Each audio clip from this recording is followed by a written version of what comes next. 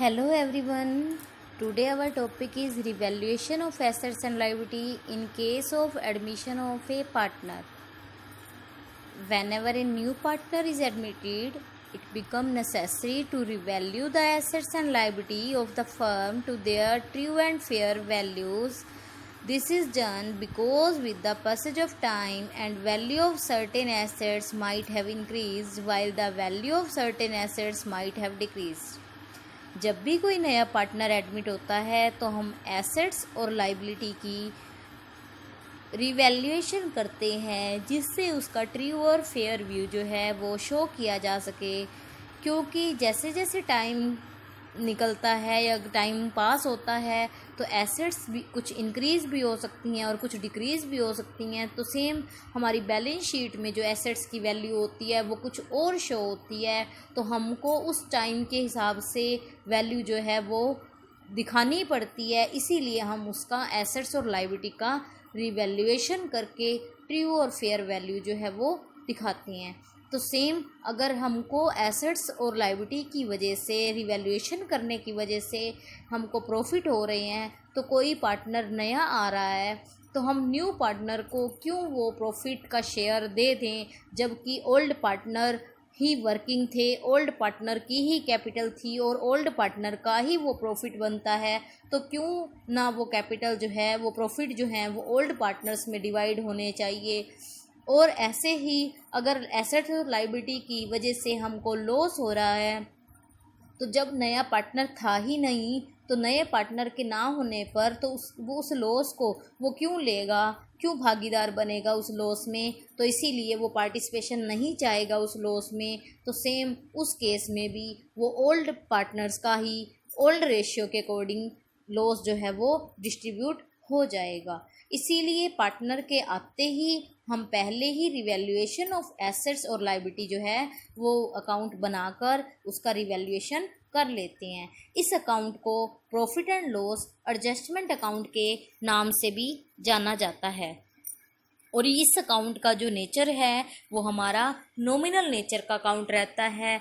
Nominal nature के account का ये रूल है, debit the all expenses and losses, credit the all income and gains. Means हमारे जो भी एक्सपेंस या लॉस हो रहे हैं वो हमारे डेबिट होंगे और जो भी हमारी इनकम और गेंस हो रहे हैं वो हमारे क्रेडिट होंगे। तो हमको रिवैल्यूएशन पर हमारी अगर एसेट्स जो है वो डिक्रीज़ होती है, पहले से उसकी वैल्यू कम हो जाती है, तो हमको लॉस हो रहा है, तो हमारा वो अकाउंट रिवैल्यूएशन अकाउंट डेबिट हो जाएगा। सेम अगर हमारी लायबिलिटी इंक्रीज़ हो रही है तो उस केस में भी हमको लॉस हो रहा है और लॉस होने पर हमारी लायबिलिटी इंक्रीज होने पर रिवैल्यूएशन अकाउंट डेबिट हो जाएगा। और दूसरे केस में अगर हम बात करें क्रेडिट होने की, तो रिवैल्यूएशन अकाउंट क्रेडिट कब होगा, जब एसेट्स की वैल्यू इंक्रीज होगी। Means credit the all income and gain का रूल यूज़ होगा।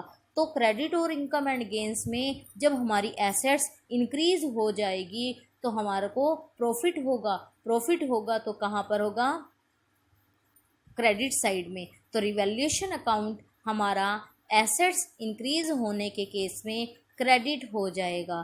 सेम अगर हमारी लायबिलिटी डिक्रीज होती है तो जिस पर्सन को हमने पहले ज़्यादा पैसे पे करने थे अब आपको कम पे करने पड़ेंगे, तो आपको प्रॉफिट हो रहा है। तो इस केस में भी आपको लायबिलिटी जो है आपकी डिक्रीज़ होने के केस में भी आपके प्रॉफिट जो हैं हो रहे हैं। इस वजह से आपका रिवैल्यूएशन अकाउंट जो है वो क्रेडिट हो जाएगा। तो एक बार दोबारा से रिवाइज करते हैं। अगर हमारी एसेट्स की वैल्यू डिक्रीज़ हो रही है, decrease in the value of assets and increase in the value of liabilities, then revaluation account debit होगा। सेम अगर हम increase in the value of assets और decrease in value of liability करते हैं तो इस केस में हमारा रिवैल्यूएशन अकाउंट क्रेडिट होगा। तो यहाँ आप जर्नल एंट्रीज मेरे साथ करेंगे। फर्स्ट एंट्री में हम कर रहे हैं revaluation account debit to assets account in case of decrease in the value of assets. Same revaluation account अगर लायबिलिटी के इंक्रीज होने पर क्या हो रहा है, रिवैल्यूएशन अकाउंट डेबिट और लायबिलिटी क्रेडिट। अगर एसेट्स की वैल्यू इंक्रीज हो रही है तो उस केस में हमारा क्या हो रहा है, एसेट्स अकाउंट डेबिट और रिवैल्यूएशन अकाउंट क्रेडिट। अब डिक्रीज होने पर हमारा क्या होगा, लायबिलिटी अकाउंट डेबिट और रिवैल्यूएशन अकाउंट क्रेडिट। एक और भी हमारा जो अमेरिकन अप्रोच आपने +1 में की थी, उस कंसेप्ट के अकॉर्डिंग आपका ये था कि एसेट्स कहाँ बढ़ती हैं, एसेट्स लाइबिलिटीज और लाइबिलिटी कहाँ बढ़ती हैं, तो एसेट्स की खुद की साइड होती है डेबिट साइड, लाइबिलिटी की खुद की साइड होती है क्रेडिट साइड। एसेट्स अगर इंक्रीज होती है तो खुद की साइड पर मींस डेबिट साइड पर होगी, और अगर लाइबिलिटी डिक्रीज होगी तो अपोजिट साइड पर होगी, और अगर लाइबिलिटी इंक्रीज होगी तो खुद की साइड पर होगी। तो एसेट्स हमारी इंक्रीज डेबिट साइड पर, लाइबिलिटी हमारी इंक्रीज क्रेडिट साइड पर, एसेट्स हमारी डिक्रीज अपने अपोजिट, एसेट्स की खुद की साइड डेबिट, डिक्रीज होने पर क्रेडिट, लाइबिलिटी की डिक्रीज होने पर अपोजिट साइड, लाइबिलिटी की साइड क्रेडिट, डिक्रीज होने पर डेबिट। तो यहाँ हम इसको भी यूज़ कर सकते हैं। अगर लाइबिलिटी डिक्रीज हो रही है, डेबिट हो रही है, तो अपने आप रिवैल्यूएशन क्या होगा, क्रेडिट होगा। आप दोनों पॉइंट ऑफ व्यू से समझ सकते हैं। नेक्स्ट हमारा है हमारे जो प्रॉफिट और लॉस जो है रिवैल्यूएशन के कैसे शो होंगे। अगर हमारा क्रेडिट साइड का बैलेंस जो है वो एक्सेस होता है डेबिट साइड से, तो it reveal a profit. If the debit side of is an excess will it reveal a loss. तो अब वो प्रॉफिट और लॉस किस में डिवाइड होगा, ओल्ड पार्टनर्स में। किस रेशियो में, ओल्ड रेशियो में। तो रिवैल्यूएशन अकाउंट डेबिट प्रॉफिट होने के केस में ओल्ड पार्टनर्स में ओल्ड रेशियो में डिवाइड हो जाएगा। Second, old partners capital account debit to revaluation, जब लॉस होता है तो पार्टनर की कैपिटल कम हो जाएगी। कैपिटल भी हमारी लाइबिलिटी का पार्ट होती है, लाइबिलिटी का पार्ट होता है मीन्स कैपिटल की साइड भी कौन सी होती है, क्रेडिट। अगर कैपिटल कम होगी लॉस होने की वजह से तो कैपिटल कहाँ हो जाएगी, डेबिट हो जाएगी। यहाँ आप देख सकते हैं revaluation account to decrease in value of assets. अगर आपकी एसेट्स की वैल्यू डिक्रीज होती है तो हम लोगों को यहाँ लॉस हो रहा है, तो इस केस में हमारा रिवैल्यूएशन अकाउंट डेबिट होगा, क्योंकि ये नॉमिनल नेचर का अकाउंट है।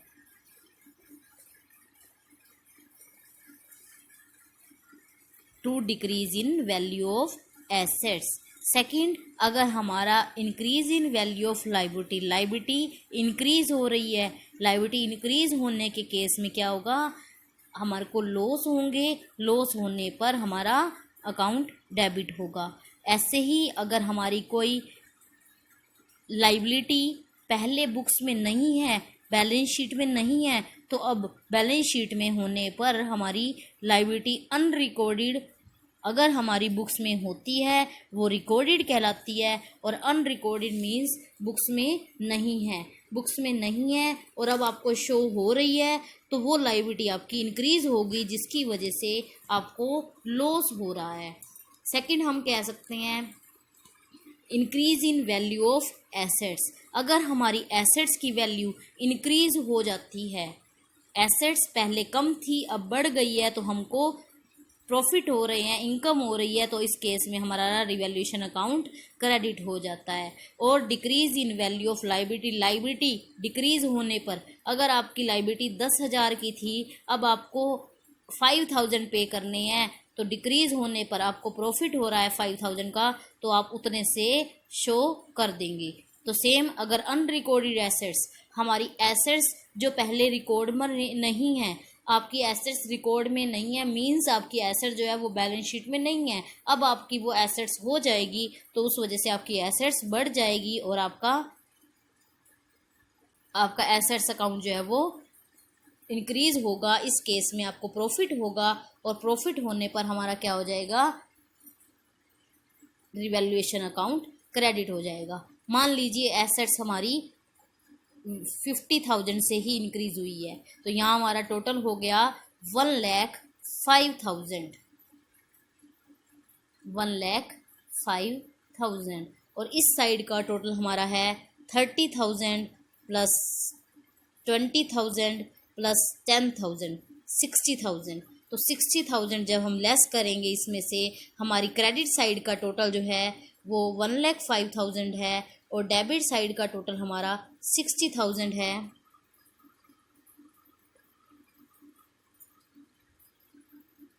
तो क्या होगा 45,000 का हमारा क्रेडिट साइड ज़्यादा शो हो रहा है, तो हमको प्रॉफिट हो जाएंगे और ये प्रॉफिट ट्रांसफ़र हो जाएंगे हमारे किधर, कैपिटल अकाउंट में। कौन से कैपिटल अकाउंट में, ओल्ड पार्टनर के। तो ओल्ड पार्टनर्स कैपिटल अकाउंट जो है वो क्रेडिट हो जाएगा।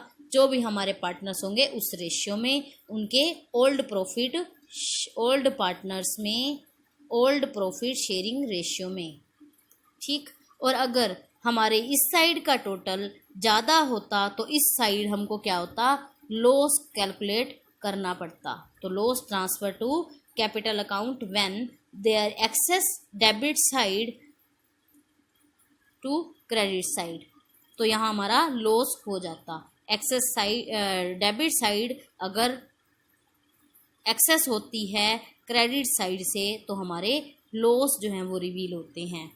तो होप दैट क्लियर हो चुका होगा सबको। उसके बाद हम करते हैं यहाँ क्वेश्चंस।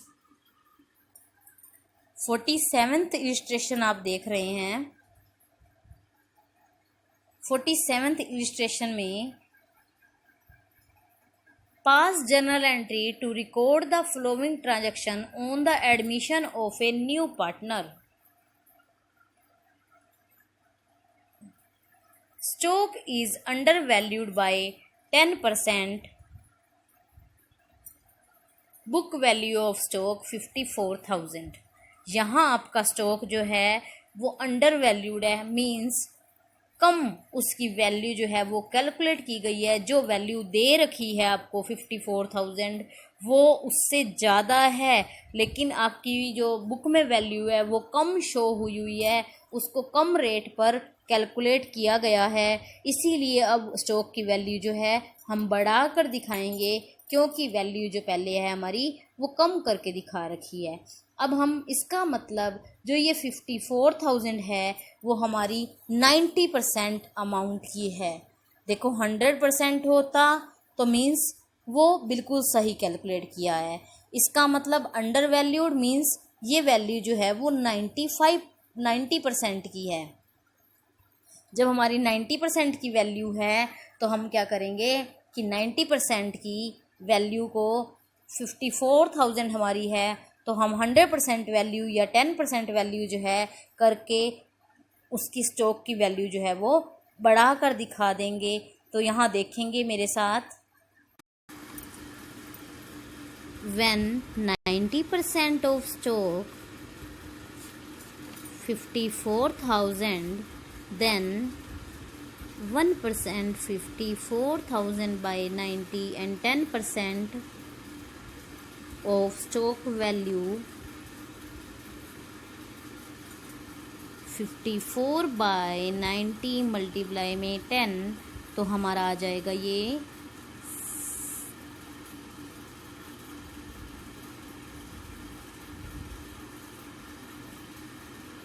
6,000।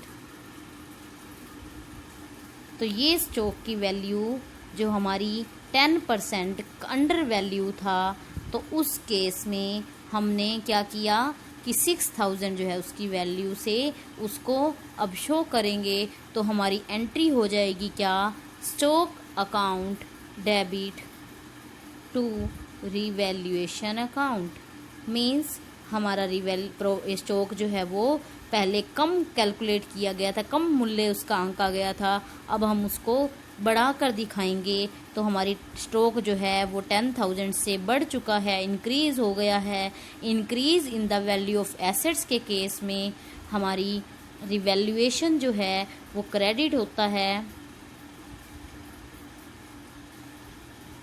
और एसेट्स जो है वो डेबिट होती है।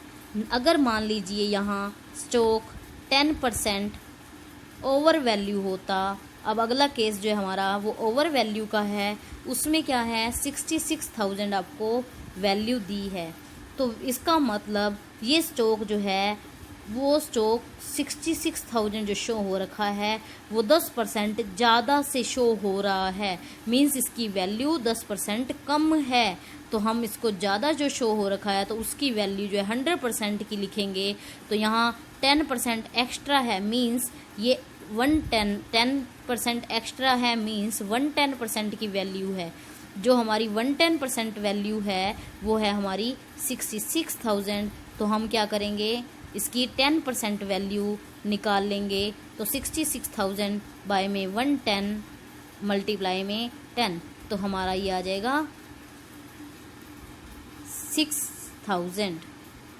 6,000 हमारी वैल्यू यहाँ पर आ जाती है जब हमारा ओवर वैल्यू का केस है और 66,000 अमाउंट है। तो इससे हमारी एंट्री क्या हो जाएगी, रिवैल्यूएशन अकाउंट डेबिट, क्योंकि ये ज़्यादा दिखाया गया है, हमको कम करके दिखाना है। तो हमारा स्टॉक जो बुक में था अब उससे पहले कम शो होगा। तो अब हम कम करेंगे तो हमारी एसेट जो है वो डिक्रीज हो रही है, डिक्रीज का केस हो जाएगा ये।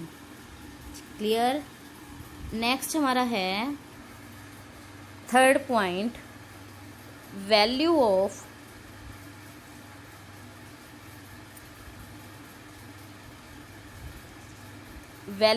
Land and building is to be increase to ₹5 lakh, book value 4 lakh. आपकी लैंड एंड बिल्डिंग की वैल्यू 4 लाख से 5 लाख हो गई है, इंक्रीज होकर 5 लाख तक हो गई है, मींस 1 लाख जो है वो उसकी वैल्यू बढ़ चुकी है। तो हमारी जनरल एंट्री होगी क्या, land and building account debit to revaluation account, means हमारी लैंड एंड बिल्डिंग इंक्रीज हो गई है 1 लाख रुपीज़ से। फोर्थ पॉइंट जो है हमारा क्या है, value of land and building is to be increase by, यहाँ इंक्रीज टू था, यहाँ इंक्रीज बाय है। तो यहाँ हम ध्यान देंगे कि जो हमारा इंक्रीज टू और इंक्रीज बाय है वो क्या कहता है, इंक्रीज टू कहता है कि 4 लाख से बढ़कर 5 लाख हो गई, मीन्स 4 लाख टू 5 लाख हो गई। पहले 4 लाख थी, अब उसकी टोटल वैल्यू जो है वो 5 लाख हो गई। तो 5 माइनस 4 किया तो 1 लाख हुआ। तो यहाँ पर हमारे ओनली 1 लाख ही, हमारे 1 लाख ही जो हैं वो इंक्रीज हुए थे।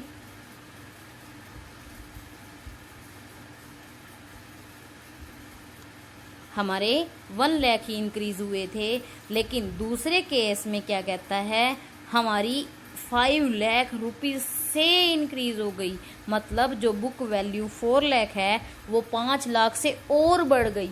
जब और बढ़ेगी तो अब उसकी वैल्यू जो है वो 9 लाख हो जाएगी। जब वैल्यू 9 लाख हो रही है तो हमारे को 5 लाख का बेनिफिट हुआ। तो हमारी लैंड एंड बिल्डिंग जो है वो यहाँ पर 1 लाख की बजाय 5 लाख से इंक्रीज हो जाएगी। तो 5 लाख से इंक्रीज हम कर देंगे।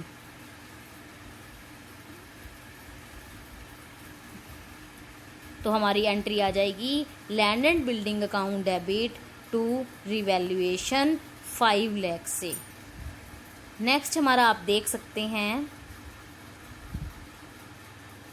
यहाँ देखेंगे आप,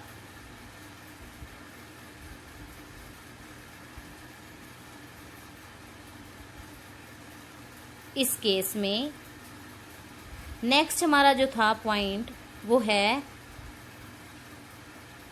fifth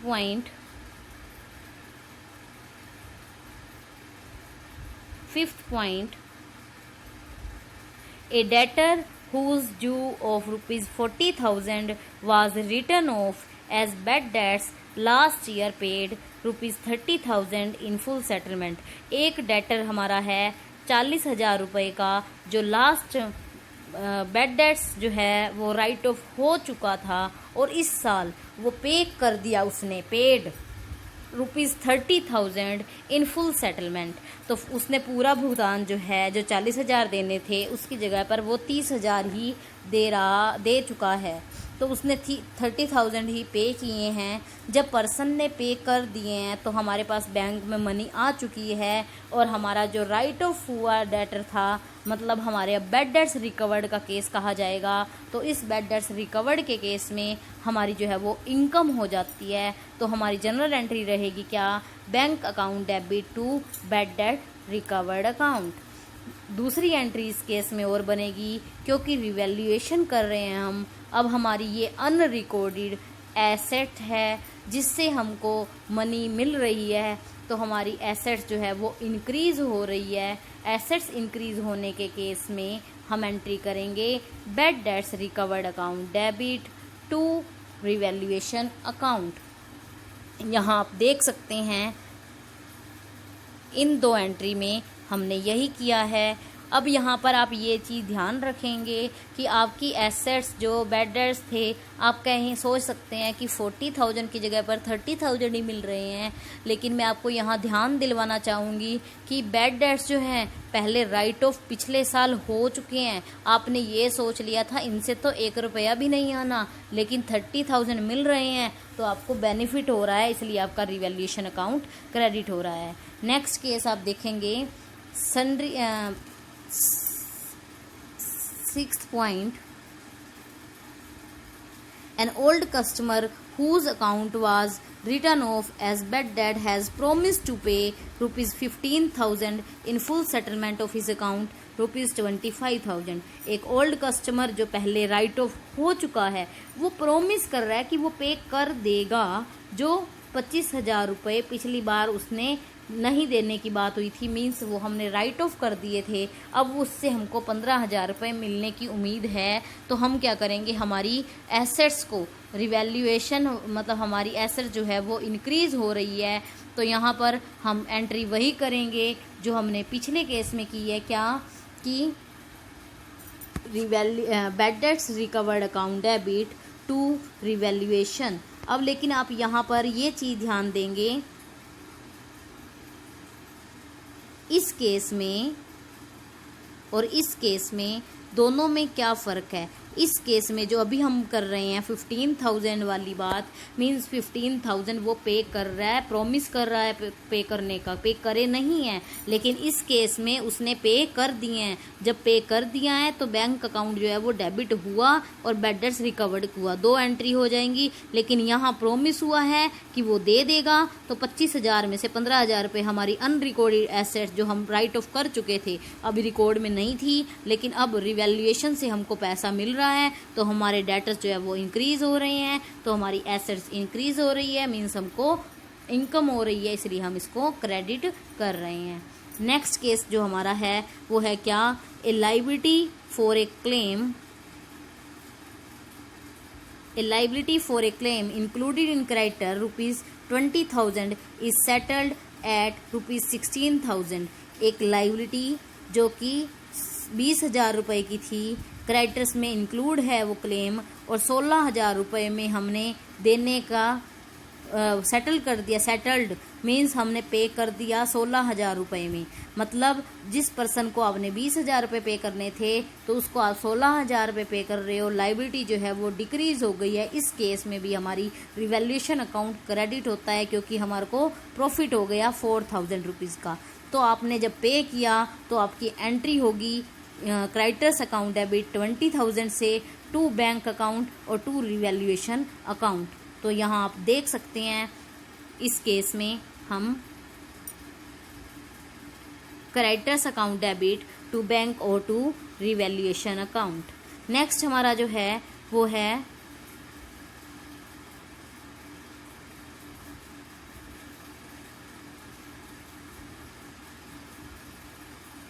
A computer purchase on 1 October 2016 for rupees 40,000 debited to office expenses account is to brought into account on 31st March 2018, charging depreciation at 10% per annum on written down value basis।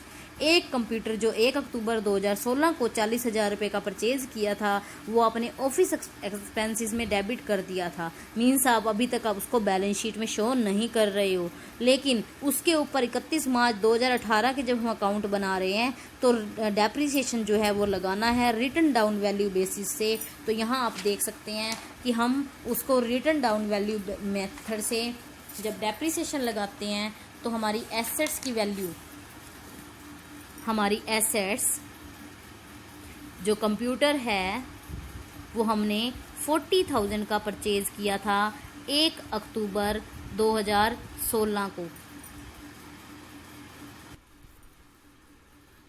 1 October 2016 से 31 मार्च 2017 तक हम depreciation लगाएंगे 6 month का, क्योंकि यहाँ पर 40,000 की हमारी एसेट्स थी तो 40,000 का फर्स्ट ईयर का 6 मंथ का डेप्रिसिएशन लगेगा हमारा 2,000 पे, क्योंकि हम अपने अकाउंट 31 मार्च को बंद करते हैं। तो इसीलिए 31 मार्च तक हमको जितना भी ईयर हाफ ईयर बनता है उसका कैलकुलेट करने पर 2,000 होगा। तो 40,000 में से 2,000 लेस कर देंगे तो 38,000 होगा। और सेकेंड ईयर का 31 मार्च 2017 से 31 मार्च 2018 तक का पूरे साल का जब हम डेप्रिसिएशन लगा रहे हैं 3800 होगा। रिटन डाउन वैल्यू मेथड को फॉलो करते हुए हम यहाँ पर इसकी वैल्यू जो है वो डिक्रीज करके 34,200 हमारी वैल्यू हो जाएगी। अब ये 34,200 पहले ऑफिस एक्सपेंसेस में हमारे कंप्यूटर जो हैं वो डेबिट हो रहे थे, लेकिन ये हमारी एसेट्स है